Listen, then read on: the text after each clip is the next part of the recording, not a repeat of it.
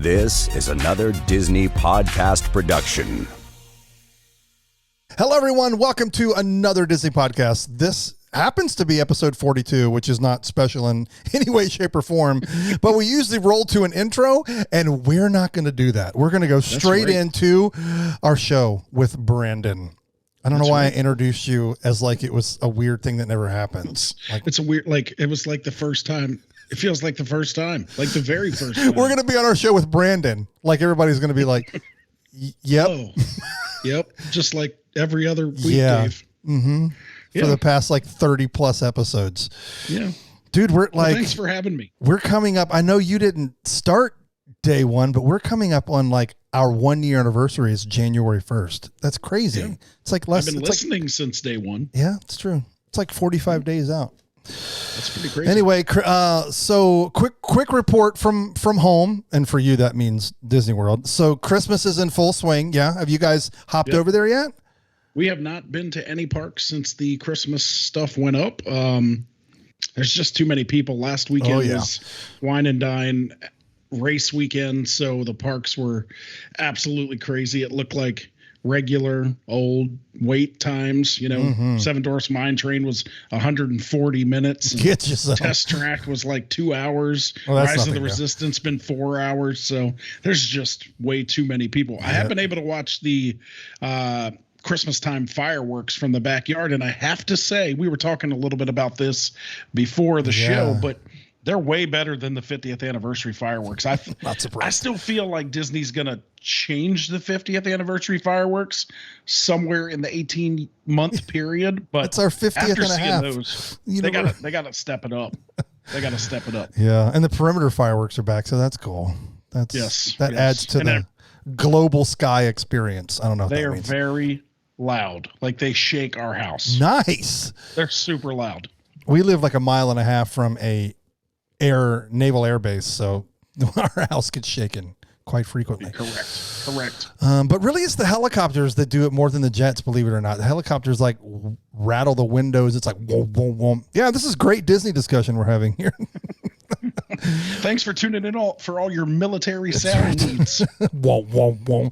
Anyway, okay, so tonight's topic, or this show's topic, I think couldn't have come at a better time. I shot you a text yesterday and said, hey, what do you think about talking about this? And you were like, you immediately started throwing down ideas and what you immediately thought of, like without even having to stop and say, what would I talk about? You just started throwing out ideas, which is perfect. And because like you said, there are plenty of people enjoying the 50th anniversary and the holiday decorations and celebrations currently happening at Walt Disney World. And so we wanted to be a little helpful, but kind of rude at the beginning. I know that's a weird way to intro this like whole topic in tonight's or today's show, but it is, okay. So let's talk about this. So, we're probably not the biggest Disney nerds that are out there, but for those of you listening, we might be the most crazed Disney people that like that could be a true story, but there are definitely people that are way into it more than we are.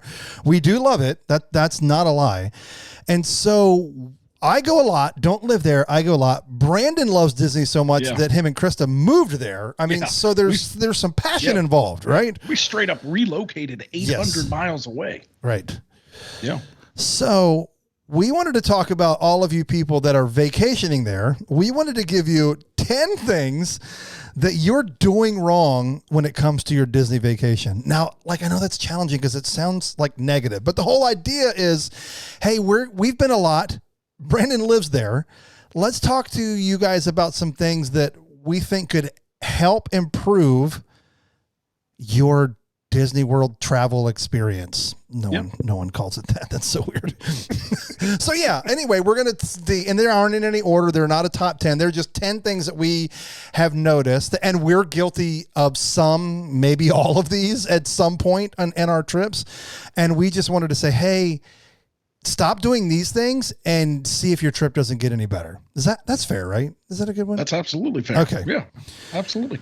All right. I'll jump in. And this is definitely, the first one I'm going to share is definitely the pot calling the kettle black for sure, because I am anti this almost every time, but there's a reason why. Okay. So not in any particular order, but the first one is staying off property.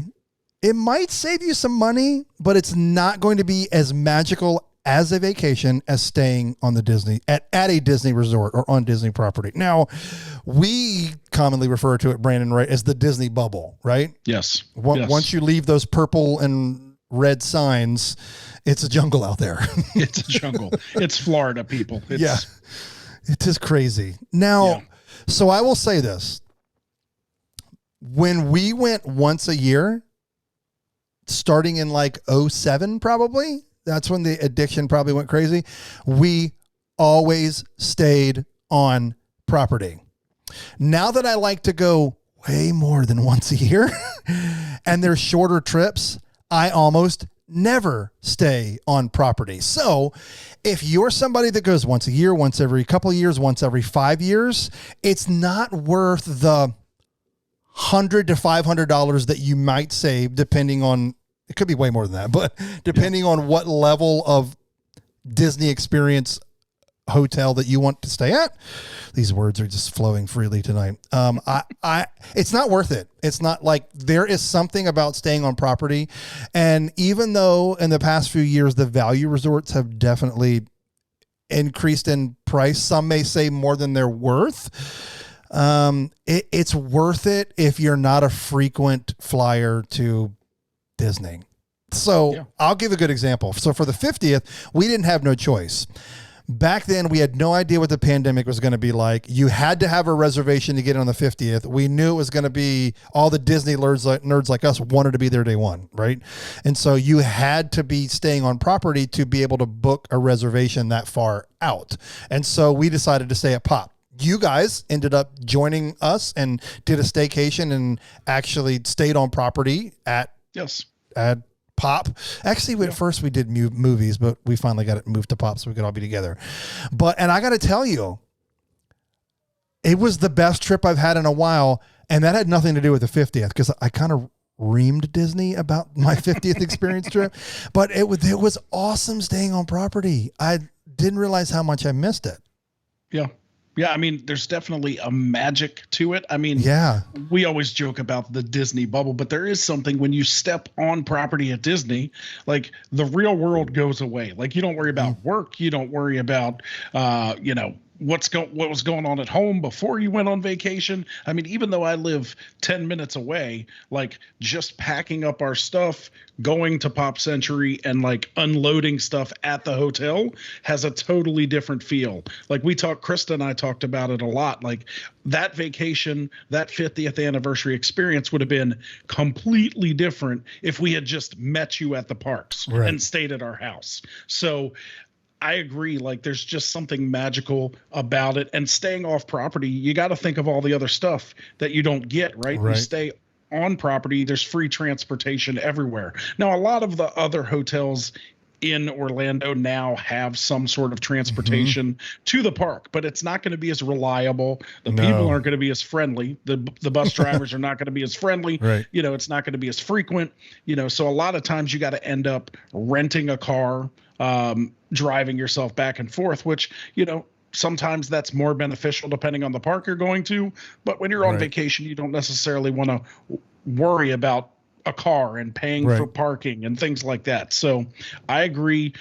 Staying off property may be cheaper, but it may not be as magical. Yeah. Now I will say in the past 18, 24 months, some of the benefits of being in the Disney bubble have gone away, but I still say if you're once a year, once every couple of years, once every 5 years, save the extra coin and stay on property. Because there's so many, like, especially if you're flying here, because then you have to worry about how are you getting to and from the parks, or, and right now, as everything is recovering, one of the things that has gone through the roof is car rentals. Like, I remember I would come for 4 or 5 days and like my rental for the car would be like $160 for the whole time I was here. Now it's thousands. Yeah. It's, if you want to do 7 days, good luck getting something less than $800. And so, it's just where we're at, and a business really trying to recover, which stinks. I mean, it doesn't make it right. because I'm like that that Toyota Yaris, it's still only worth $160 for 5 days for me. But right now it's like $850. Yep. And stuff is actually, the perks of staying on property, they're slowly starting to come back. They are. So the early morning magic hours just went from a half an hour before to an hour before. Mm-hmm. So now you're getting more perks for staying on property. Also, when you buy the Disney Genie Plus, you get to book your lightning lane selections before the general public. You can do it as early as 7 a.m. The general public has to wait till park opening. So slowly but surely, stuff is starting to come back. And then we still have, obviously, the deluxe resorts have an hour to 2 hours after the park closes to experience the parks without regular population. So definitely worth staying on property if you come here once a year, once every 5 years. Stay in the magic. That's right. So there you go. First one, staying off property. Although it might save you some coin, it's not going to be as magical. But do what you have to do. If you have to stay off property at the cheapest hotel you can find to go to Disney, do it because it's worth going to Disney. Correct. All right. Correct. What do we got next? All right. So for next, it kind of goes along with saving money, making your trip as affordable as possible. Yes. And it would be, don't pay for things that you can get for free. You should have just stopped with don't pay for things. Just don't pay for things. Just try to get everything you can free from Disney. Yes. But what I mean by don't pay for things that you can get for free, there's kind of two main examples. The first one, and we've talked about this on this show, it's I think it was one of Dave's favorite things about Disney, free water. You can get ice water at any quick service, most snack locations at Walt Disney World. Water, Dasani water, which for some reason people in Florida have a real aversion to Dasani water. I'm not sure if the Coca-Cola Corporation wronged the people in Florida or what. Like I think when we first moved here, we had a hurricane coming. All the water in the whole state of Florida was gone except for Dasani. It was still on the pallets. So I don't know what it is, but that's $3.50 a bottle at Disney. Yeah. Don't pay for the water. You can go get free water anywhere on property. Yeah, so, and most of the bigger quick service restaurants, like if it's something that's indoors, like when you go in there, they typically have a tray of them already ready to go. There's just somebody constantly making them. And so it's something that you don't have to stand in line for. You know what? Definitely stay away from carts. Like the carts are going to have everything bottled and ice cream and treats. Like they're not going to have a cup of water. Hit some place that eat, like most of the time, like if you're at Magic Kingdom, right? So that's like Pecos Bills and Cosmic Rays and the Pinocchio, whatever that one is called, like all of those indoor ones, you can pop right in there, get water and be done. So, so you definitely bring something that's reusable because you can just pour, because they give you kid cups and you can just pour a couple of kid cups. You've got a free thing that you can just carry around all day. Yeah. So don't pay for water. Another hidden water spot, go to Sleepy Hollow where they have the waffles and the chicken and the funnel cakes. Yes.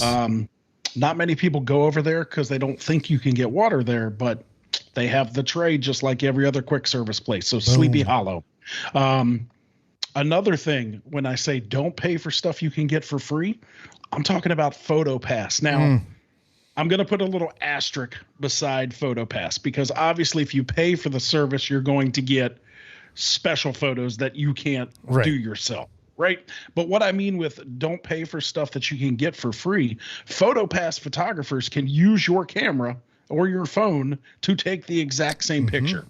So if you're on Main Street and your group gets in front of the castle, you can hand them your phone and they'll take the picture. And 9 times out of 10, it looks exactly the same as the one that shows up on your app. That's right. Like I said, you're not going to get the magic shots, with Halloween stuff or Christmas stuff. But if that doesn't matter to you, you just want to document your trip, that's a way to do it. So that's kind of the two main things that I thought about when I say don't pay for things that you don't have to, but there's plenty all over, obviously, Disney World and all the parks. Yeah, I would say it's so challenging. I don't know, like, I used to know all these numbers really well at Walt Disney World and Disneyland. And I would definitely say at Disneyland, it was much more worth. It was purchasing the, whatever they call it at Disneyland. It was much more affordable. I don't know why there's such a massive, I mean, I do, because it's 4 parks and a whole lot more photo opportunities, but it was definitely worth it at Disneyland. Now that things have changed, I don't know how that's working. But yeah, at Disney World, like, it's great for us because we have an annual pass, and it's included until we upgrade. Yeah. Then it'll have to be. Even then, I mean, right. That's one of those things where I'm like, wow, I thought they would have charged more for that. Yeah. So with an annual pass, it's only a $99 add-on for the whole year, and only one person in your party has to buy it. So I was super shocked when they brought that back and said, hey, it's only going to be $99 to add. I think that's one of the most affordable things at Disney. Mm-hmm. In Disney's defense, what is it if you go for a trip? $169? Something like that. Yeah. If That's you what want it to do used it for to be. 7 days, it's like $169 to $99, depending on the time of year. Right. Yeah.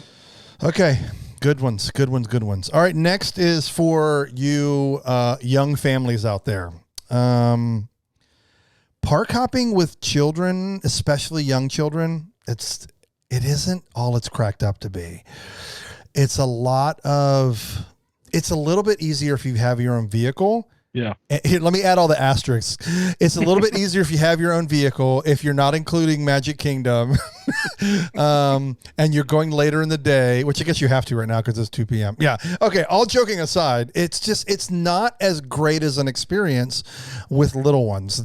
We all know that there's that bewitching hour between 2 and 4 where we see all the meltdowns at the parks for all of your little ones that are in strollers. And so that's really the time you should be bouncing and going to nappy time at your resort. But I won't judge you if you spend all day, because I get it. You spend a lot of money, but it's just not as great as an experience with the youngsters. I don't really have I'll give you examples. We did it, but we always did it from the aspect of we would go back to the hotel, take a nap, then go to a different park.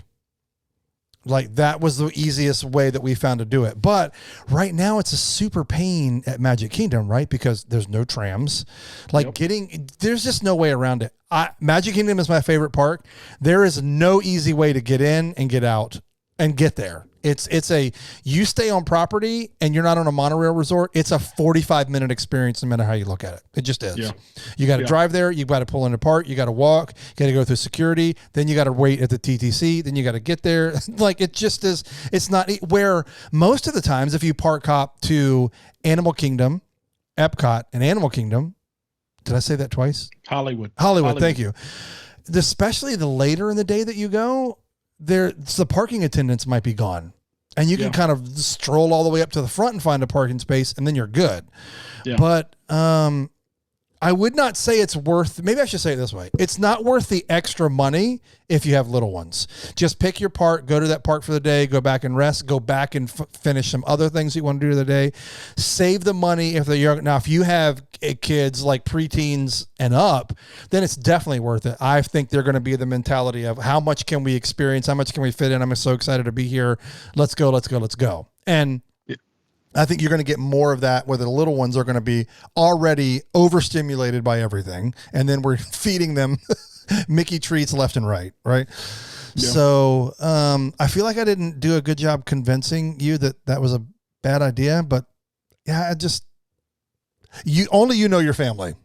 Yeah. I mean, I agree with you. I mean, if you look at just the logistics, right, of getting small children to do anything, imagine you're at the Magic Kingdom and you're having a grand old day, but parents want to go to Epcot and the kids having a fantastic time at Magic Kingdom. You have to then convince them to leave Magic Kingdom, get on the tram, get on the monorail, stand in line for 15 minutes, get on the boat, stand in line for 15 minutes. By the time you've made it to the car, the kid is done. You don't end up going to no parks. Right. So it's just the logistics. Now, if you start at any other park and then go to Magic Kingdom, that may be the only way that it may be worth it. Right. Yeah. But that's what I would say. Park hopping right now, until they change the time that you can hop. I really wish they would change it to noon. Yeah. But until they change the time you can hop, especially, and we'll get to this a little later, but especially with all the parties and things going on, park hopper at this point with small children, not worth it. Yeah. It's really don't save the money and put it toward lightning lane stuff. Right. That's Agreed. That's where I would do it. That's all what right. I would do. What do we 100%. got next? So next, and it took us a long time to learn this one. Oh, yes. When we started going, we were the worst at doing this. But Dave, did you know that you don't have to spend all day, every day in the park? False. So, yeah, I mean, when we first started going, first time I went to Disney was with Dave, was in 2010. Yep. And I think we landed and we got on the bus, the Magical Express, went to the hotel, dropped our bags, went to the park, and we were there for 14 hours. Yes. Like the day we landed. The next day, we slept for 5 hours, woke up and did 14 hours again the next day. And that was for a week. We were so young. We were so young back then. But yeah, I mean, you don't have to spend all day, every day in the parks. Now, I understand why people feel that they do. Yep. They've paid thousands of dollars to go to these theme parks. So they're like, we're spending every minute we can. But what people don't always think about is that they also spent thousands of dollars to stay at the hotel that they're staying at.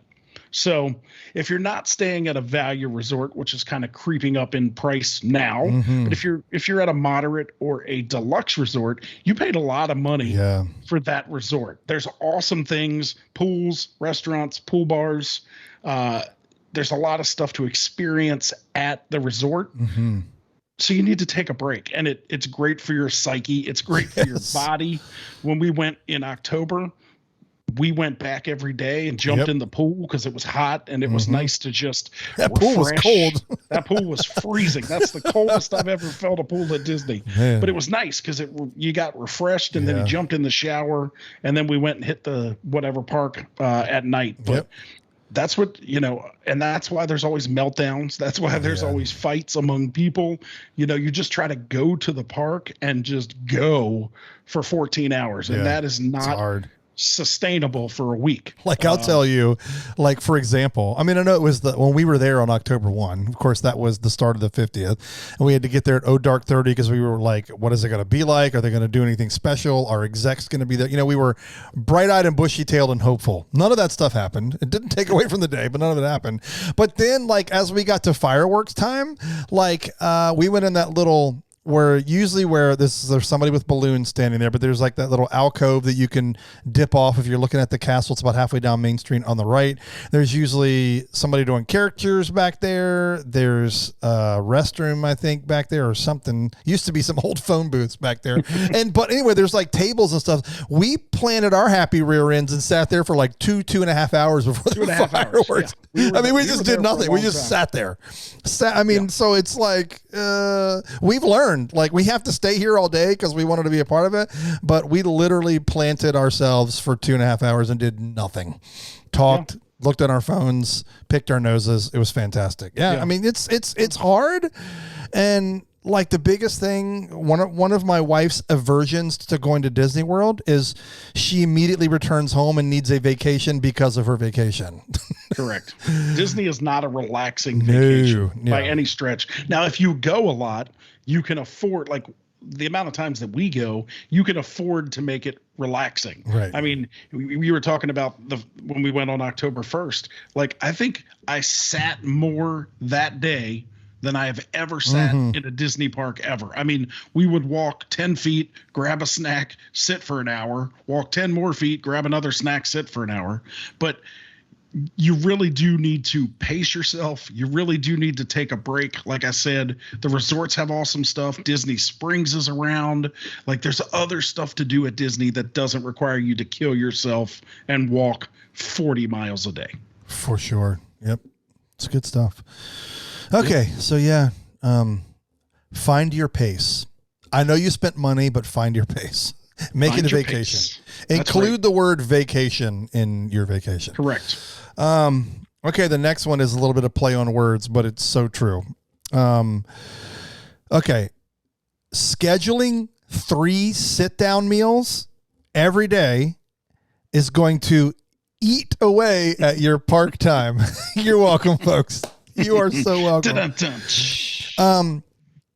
The challenging thing with this is Disney has so many restaurants that have incredible food, that have incredible atmospheres, that set you up like inside some of the parks. You can get great viewing areas for certain things, right? There's so many great things you can experience when it comes to all of the eating that you can do at Disney. And I have not, I wouldn't even say I've scratched the surface. You guys live there and I know you've experienced way more now, but I know it's more from living there than it would have been from your vacations. And I know some people, that's their thing. They love to go to Disney. They'll go to the park for a few hours, but they're there to go to experience all the restaurants. If you're the typical vacationer, I don't think that's your jam. So don't overschedule your sit-down meals. Meals at Disney are not fast. No, they're not. Like, they call the quick service ones quick service for a reason, because the other ones, especially when it's a sit-down restaurant, they're going to treat you a little bit more like they're not in a rush to turn you around. Right? You're going to get the attention you deserve. You're going to get the time with your server, and they're going to take care of you, and they're not going to rush you out of there. It's part of the experience. And so when you do that for 3 squares a day, I mean, easily that's 6 hours out of your day. Easily, right? I mean, I would say that may be underestimating, but maybe on average, 2 hours for breakfast, 2 hours for lunch, 2 hours for, and what I mean by is like getting there, waiting, sitting at your table, eating, ordering, eating, paying, getting the check, getting out of there, hitting the restroom, and then getting your bearings of where you're going to go. I mean, all of that is just sucking away your time that you could be experiencing things at the parks. Now, should you go and enjoy meals at Disney? Absolutely. When I was going before and just going as much as I could, quick service all the way. Sometimes even kids meals. I was just like, I got to get something in me, and then I got to keep going. Now I'm like, I look forward to, I at least schedule 1 to 2 of places where can I eat, which is almost always Skipper Canteen, because I just love that place.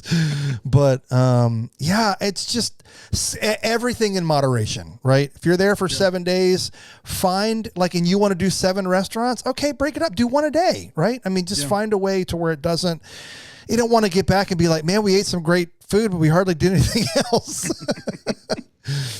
Yeah. And that's where when they had Disney dining plans, that's where the middle tier dining plan was good, because there was 1 sit down per day, and then there was 1 quick service per day. Mm-hmm. So it would allow you to kind of plan and say, all right, if we spend 10 hours at Magic Kingdom, we can eat dinner at 8:30 at night, and we'll be pretty much done our day. So we can plan, to sit down for a 2.5 hour dinner and just relax and then go back to the hotel.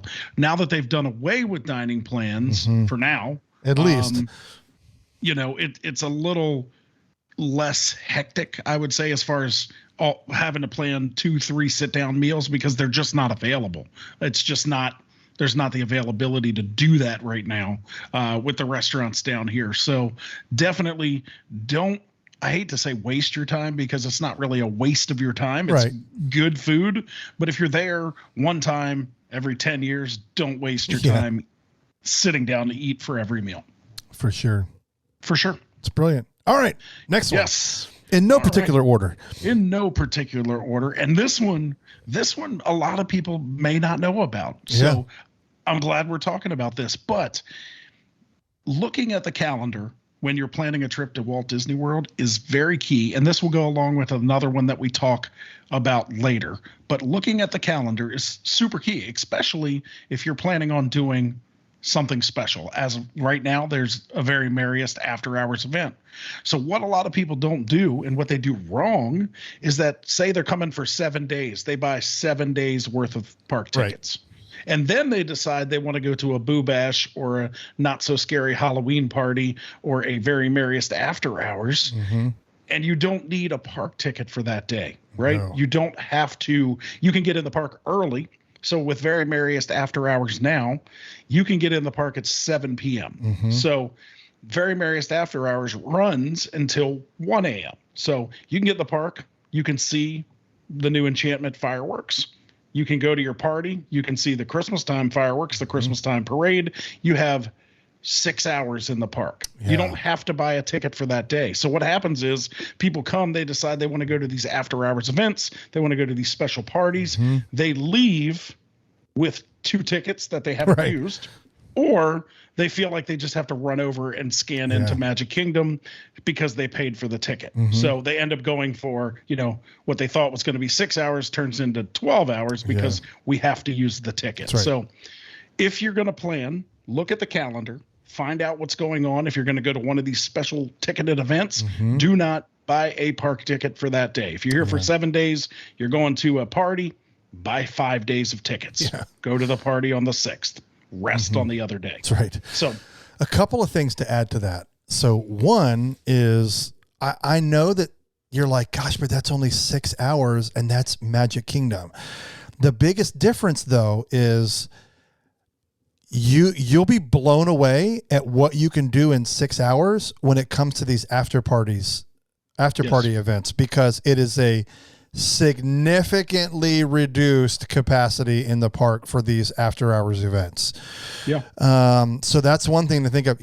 You would be shocked. Now, again, I don't know. Disney is not going to share numbers with us. We're not going to have any idea of how many tickets that they're allowing. But I've been to 3 after hours events back when they were like the original after hours events that weren't tied to a party, right? Whether it be Halloween, Christmas. It was just, hey, here's one for Animal Kingdom. Here's an after hours event at Magic Kingdom. And we've talked about this before on the show, but I cannot reiterate to you more that certain unpopular sections of the park, we saw nobody but us. When we went to the far-reaching corners of like Animal Kingdom, there was nobody there with us. It literally feels empty. Now, again, I don't know what the numbers are. I haven't seen anything this week. I know the parties have started. I don't know what they're looking like. We'll pay attention to that and kind of talk about it in future episodes. But so that's one thing. The other thing is, when it comes to these things, okay, it used to not be a big deal when, we didn't use up all of our tickets for this trip. We can just save it to next time. That used to be a thing where it would last at least the rest of the year, or at least 365 days beyond your trip, and sometimes even longer. And that's all gone now. Almost everything that you do, because it's based on date, is typically once you cross it's not even cross the threshold anymore. Once you pick your things and buy them, almost always they only last at most 14 days past the time that you purchase them, and that depends on how many days that you buy them. So gone are the days of, I have an extra ticket, I can save it when I come next year. That's gone. That used to be a thing literally up until, like, I know pre-pandemic that was still a thing. Like it lasted quite a while. So those two things are important to think about. Like, it's going to be significantly reduced numbers in the park, and you'll be able to do a whole lot more. And then plus you have the party, and it's snowing on Main Street when you go to the party. It does snow. And then like your tickets, like if you only have 7 and you decide to go to a party and you have to burn that, like you can't save it for like next time when you come. Yeah. So that's a bummer. And just one thing to add with those after hours events, like it really depends on what you're there to do, right? A lot of people buy tickets for the after hours events because they want to hit every ride at Magic Kingdom. Right. They don't care about the parade. They don't care about the fireworks. Their goal for that, Krista and I were looking at tickets. If you go in December, Krista and I, it would cost $500 for us to go to Very Merriest After Hours. But to some people, $200, $250 is worth it to walk onto every single ride in 6 hours and ride everything. They don't care about anything else. So it just really depends on what you're there to do. And I would definitely plan to do one. Just plan your days to make sure that you don't waste a ticket. Yeah, it's true. Yep. Okay. Awesome. Another one. This is a big one that we see constantly, or that we hear friends talk about almost every time. A Disney vacation is a big deal. It's a lot of money. There's a lot of planning that goes into it. It is, for some people, once in a lifetime, once in a decade, once every 5 years. Maybe you're a little bit more fanatic like us, and even more, maybe it's once a year. Regardless, it's a big deal, and you don't want to miss out on opportunities. So this is something that you plan more than like, we're going to the lake for the weekend, right? It's a little bit more in depth. However, it's important to me to say what we hear a lot from people is over planning. You can absolutely over plan and miss out on a lot of spontaneity that happens in the parks, especially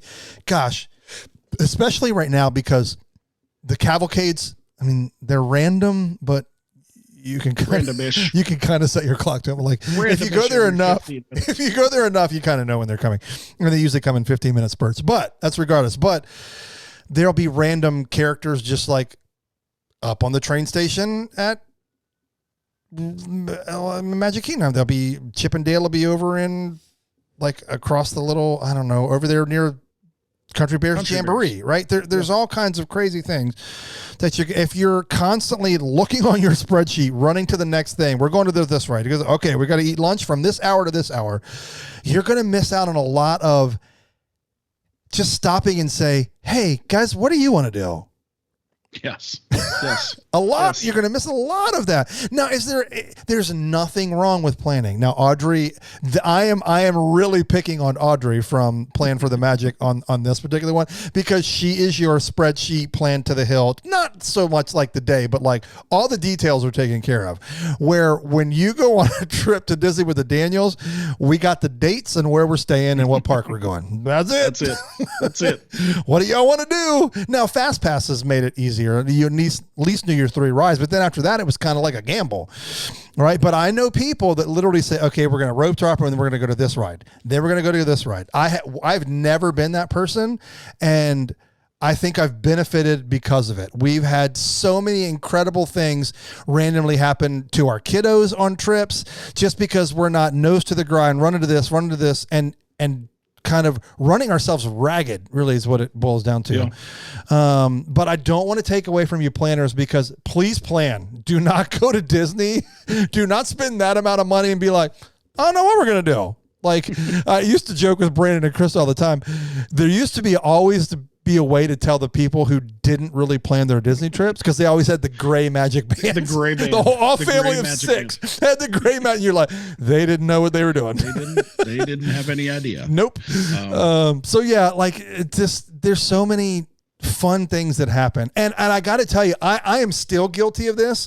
We go in, we walk down Main Street, I almost said we may take a picture going in. We hardly ever do that. At least when I'm with y'all, we don't. You and Krista might do it. I almost always have to come back and be like, oh crap, we got to take a picture on Main Street. Yeah. So I neglect Main Street in the hub a lot. And there is so much stuff that happens in the hub all day long that only happens in the hub. And so let's go. You're talking random characters on the trolleys all the time, random characters at the train station, the Dapper Dans, stage shows.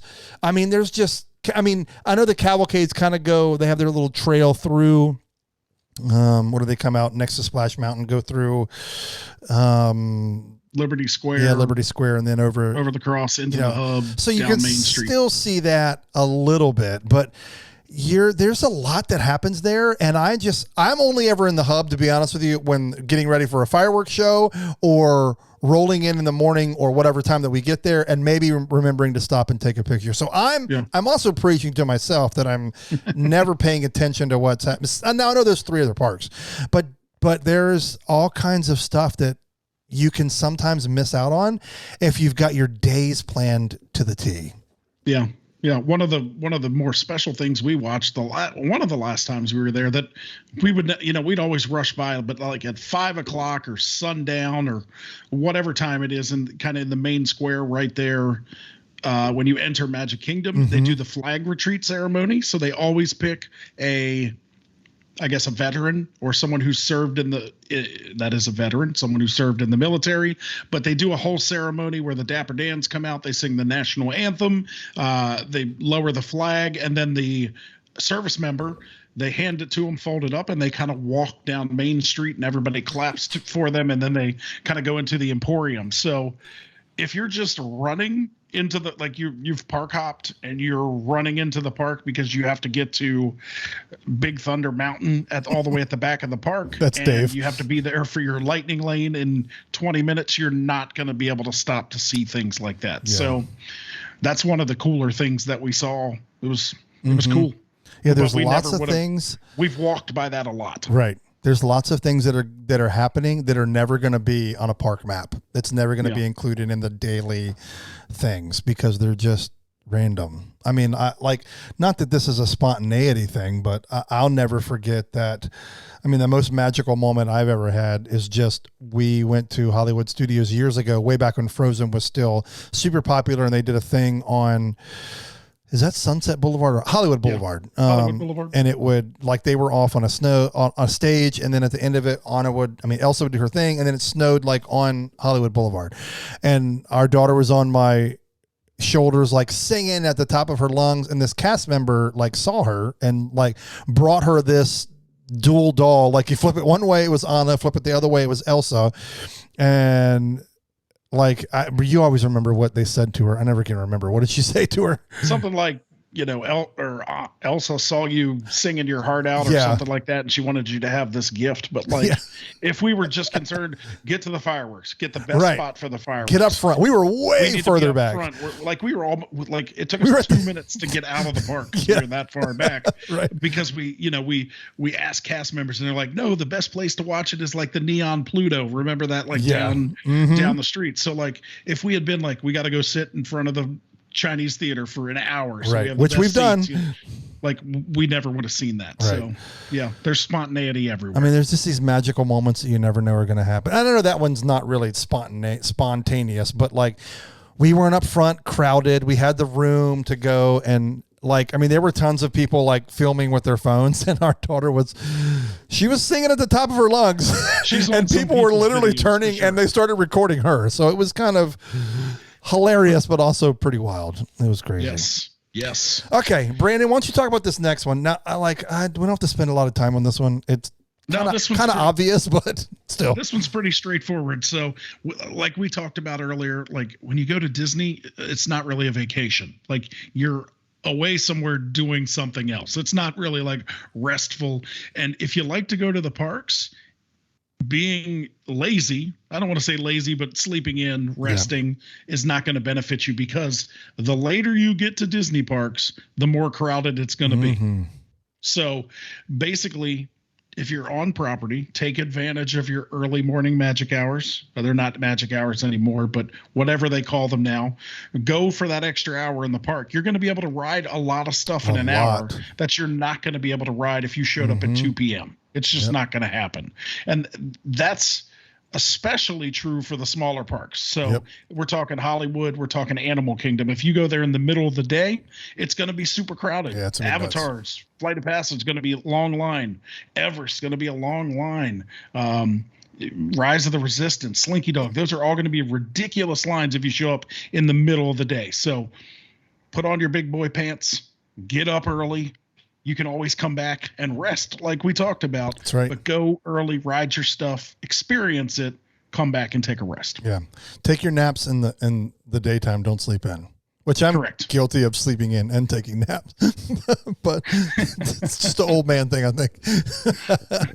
Okay, that one's a good quick one. Okay, the next one, same kind of thing, quick. This is not anything new, but it's a lot of people in the, like, I remember us having this, and there was a couple of rides that our daughter or son at the time wasn't tall enough to ride or didn't want to experience. And I would always forget about this. I think we did it maybe once. And that is, if you have kids, especially smaller ones, like stroller age ones, that ask if your favorite attraction has rider swap. And so what rider swap literally means is Brandon, I'll say like me and Brandon can go ride while Kim and Krista watch our kids in the stroller, right? But when we walk up there, we say we need like, hey, we're going to do a rider swap. The girls are watching the kids. We're going to go ride. And then what they'll do is they'll give you something, right? It may be like, and I don't even know if this is true anymore, but it used to be like an old school fast pass ticket, something like that, right? And so we would go ride, and then what would happen is we would be done with the ride, and then we would give that to our wives, and then they can go, and basically they're going through the lightning lane, aka the fast pass lane, and they're not having to wait in line. So it's a really cool thing. Now, don't take advantage of this. Most cast members are going to say, hey, can I see everybody? And what they're making sure to see is, do these people really have a kid?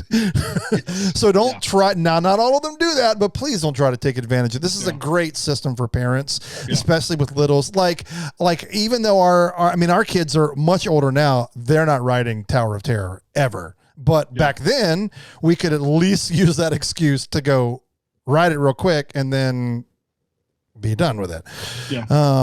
So it's kind of pretty straightforward. Not every ride has this, but definitely ask if that particular attraction that you're interested in has rider swap, and that's what it's called.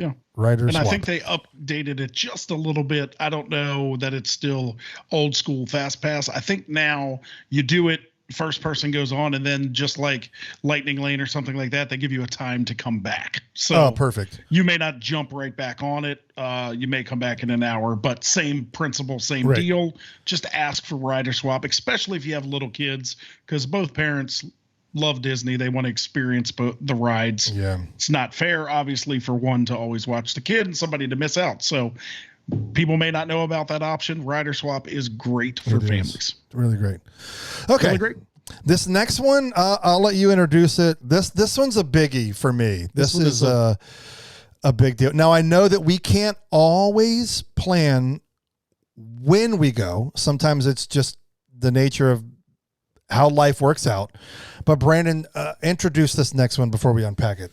Yeah. So this one is one of the biggest things you can do when when looking to plan a trip to Walt Disney World. Go on and check the calendar and find out what else is going on at Walt Disney World while you're planning on being there. And what I mean by that is Walt Disney World is packed when school is out. And the thing is, a lot of people don't think about is they're like, well, school's not out for me, right? Like we're coming from Maryland. Kids have school in Maryland, but there may not be school in Florida. There may not be school in Alabama. There may not be school in Georgia. So you have to look at all school breaks. You have to look at cheerleading competitions, football tournaments, basketball tournaments.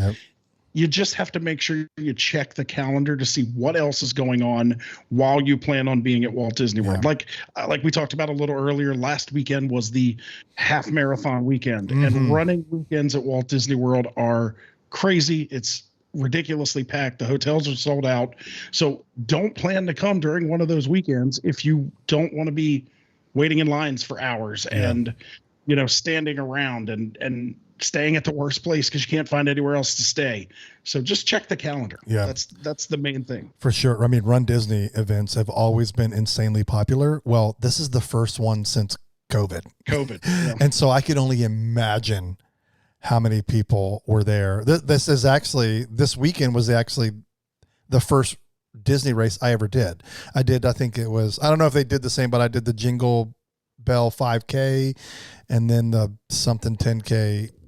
And then I didn't do the Wine and Dine half marathon. Anyway, that was the first one that I ever did. And they're already insanely popular. And the fact that they haven't been on property for many months. I don't know how long. Close to 2 years. Almost 2 years. I bet it was insane. And it's worth talking about. Now, I know a lot of people who follow Disney may be like, but Universal won the contract and now they have the cheerleading competition.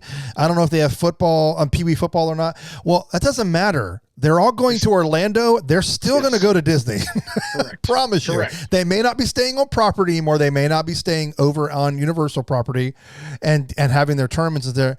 But trust me, they will figure out a way in their package to include, we got to go to Disney World for a day, and you'll know them. They all have their pink backpacks and their hair all pulled back and their cheerleading jackets. You'll know when they're there.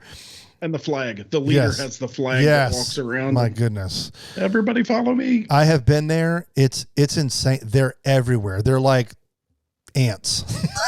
Yes. So just do a little calendar research. That typically all happens in the month of February, which is what stinks is that's a great weather month, but you've got like President's Day and cheer competition and Pee Wee football all in that month. It's a challenging month to find a good time to go. But what stinks is the weather's amazing in February. Yeah.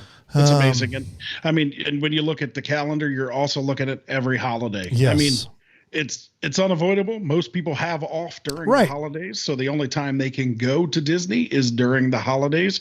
Just expect to wait a lot for a lot of stuff. If you can plan it on an off time, like March is awesome, right? October. March pre-spring break.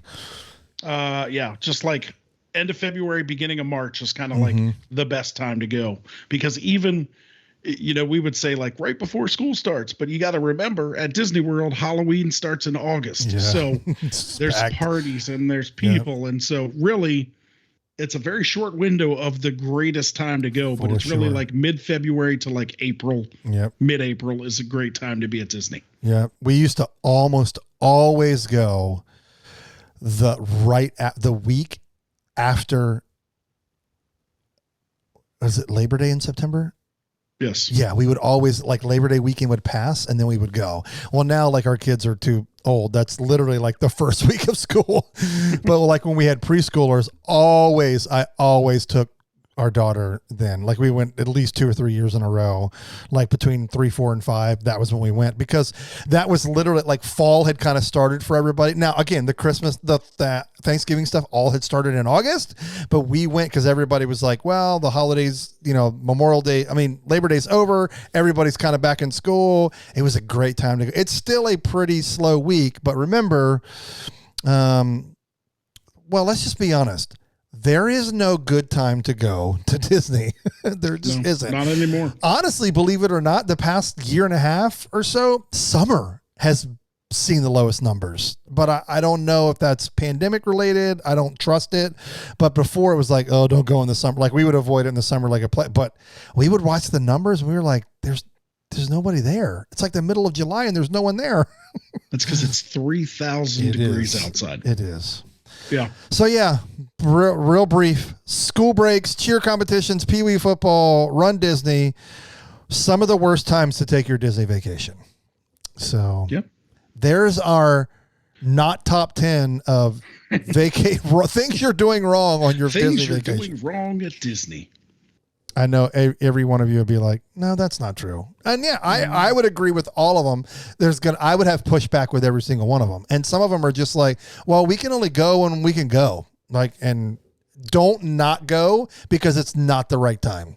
Because there really isn't a right time. The right time is when you can make it work. And I don't care how insane, as long as it's not Thanksgiving weekend, Christmas, and New Year's. We always talk about insane park days. Those days, I would avoid like the plague. I would not go for free. I would not. Like Disney could fly me there. I would not go. I would not. It just doesn't. It is wall to wall people. It's not really enjoyable. It's more like we went to Disney during, it's more about, it's like you should get a sticker. Like I survived Thanksgiving weekend. Other than that, like you can always find your pockets of time and places and pick your parks great. Take advantage of park planning resources that are all over the internet. They'll tell you what, people have been doing this for years. They've got it down to a science. I would say over the next couple of years, it will probably continue to get better. I would say it's probably not great now because the pandemic literally changed everything, but they'll get numbers don't lie. Everything is measurable, and we'll start to see trends and stuff that will come back and help you plan better. So pay attention to some of those great resources that are on the web. That's right. Things are coming back. I saw the earnings call today that they posted a 640 billion. Was it billion or million? I don't know. Both are a lot. Whatever it was, 640, a lot of zeros profit for the last quarter of 2021. So people are coming back to Disney World. Things are opening back up. Please come to Disney World. Yeah.